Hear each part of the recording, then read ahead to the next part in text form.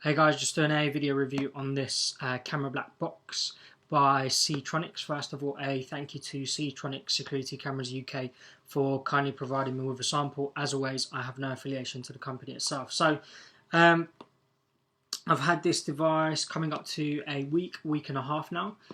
So far it's been pretty good. I've predominantly tested it as a dash cam or a DVR, but I've also tested it out whilst I've been riding a bike and stuff as well. And it's worked reasonably well when I've been riding a bike. So I'll show you what you get in the box first of all. So you get the camera, and I'll show you that in a second. You also get an extra one of these, which are essentially little silicone grommets. You get what is the iPhone pin, just to reset the device as well. And finally, you also get a micro USB cable to charge the device. I've got dozens of these, so I never end up using it. What you also get is a mount, and this is what I like to call the handlebar style mount. So it's predominantly designed to stick onto your handlebar, and it's got a ball joint on there.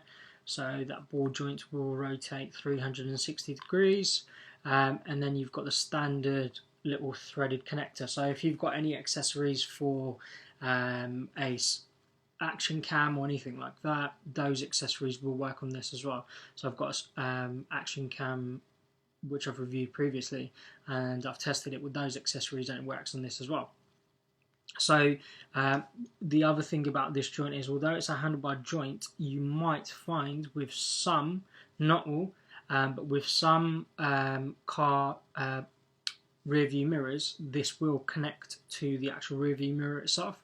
So if it can connect to the rear view mirror, what you can do is you can have this connected like that, and if you imagine that's facing out your windscreen and it's recording at a 90-degree angle, so it won't record at as wide as a standalone dash cam will. But if you're looking for like a multi-feature style product where you can take it off and use it on your bike as well as your car and stuff like that, then this will do that job fairly reasonably, I'd say. It does record at 720p, so you're not 1080p, which is starting to become pretty much standard with all the dash cam devices out there. So again, that's another little downside. However, the big selling point on this, I think, is the Wi-Fi functionality.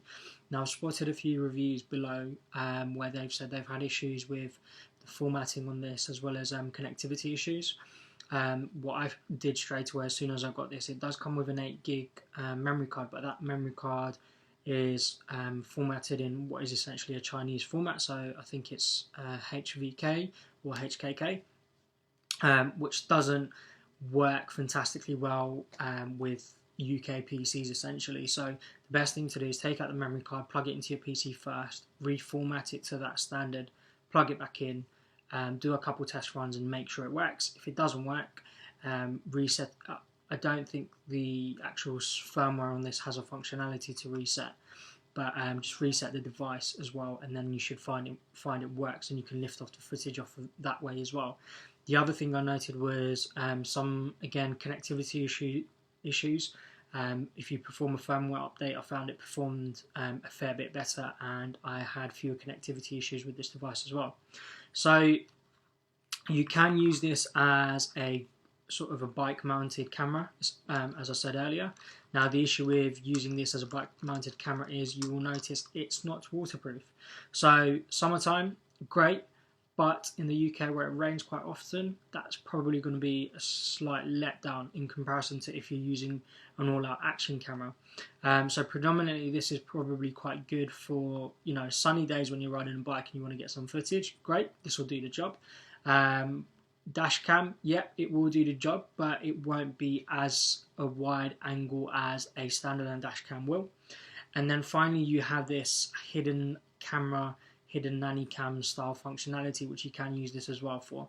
And again, it will do a fantastic job for that. And again, if that's in an indoor environment and you want to record something inconspicuously, again, this will do a great job because it can pretty much be left there. It will hold its charge for a little while, capture the footage you need. It's got a motion detection mode as well, so to save its battery, rather than recording continuously, it will only record once. It detects motion as well. It does have, the angle adjustment to adjust the angle. So at the moment it's recording sort of straight out like that. I can get it to record that way or that way. All you do is, it does have a hinge, and you want to push it so that that hinge adjusts. When I first got it out of the box, that hinge was so firm, I thought I might end up cracking it, but you have to sort of force it initially, and then you find it does loosen up. So I'll show you. So that's the angle it will record at. I don't know if it will go actually. Oh, there you go. I told you it was quite firm. So it will record completely vertically, and then I'm assuming, if I can, so you can see how annoying it is. I don't think. No, was that forcing it? Right, okay, so you can see how hard I actually have to try to get it to go the other way, and I can record completely sort of down as well. So it seems to have loosened up, but it hasn't loosened up completely, so it is really firm. So again, if you're riding your bike or something, and then you're recording like this, and then, I don't know, you want to do some form of a stunt or a wheelie or something like that, and you're just messing about and you want to record it vertically, it's not as easy as going, right, let me just push it and it's going to record vertically. It's, I've got to stop, I've got to force this thing up, and then I've got to record. So to give you, let me give you a good look around the product as well. So pretty much that's your mount to mount any sort of action cam style adapters onto here. You've got a belt clip. I don't know why you'd use a belt clip, but you have that functionality. I suppose if you want to record it inconspicuously from the position of your belt, maybe that's the functionality you have there. It does record audio as well. Audio playback isn't that great, but given that it's a really small device, you wouldn't expect it to be amazing, but it does work reasonably well. You have your multi-function button there. Now it's black. I don't know whether the camera's going to pick it up. Okay, so you have to take my word for it, but there's literally a button there, and that button correlates with, if I turn it on, again, there you go, camera's picking up that LED blue light. So that blue light flashes between blue and red depending on what setting and function it's on. You get the instructions with it as well. The instructions are pretty good, and they do explain how to set it up and connect it to your phone initially. Underneath that little multi-function button there is an on and off switch. Again, camera's not going to pick it. You just might see it there. So that's the on and off switch. So if you want to turn it off, you flick it up and hopefully the blue light should turn off, just like that. So to the ratings then, I've used it as a mountain bike camera. Worked relatively well, but it's not waterproof. I've used it as a dash cam. Again, worked relatively well, but it's not got as wide of an angle as a dash cam would have. Again, with dash cams, the other thing you want to look out for is if they've got internal batteries, because of the heat and stuff and sun shining straight on the device, they can warm up and it can deteriorate the life of the battery prematurely. And then a nanny cam. Haven't tested it out as a nanny cam, but I suspect it will work pretty well. It's got a built-in battery there, so it's going to do the job.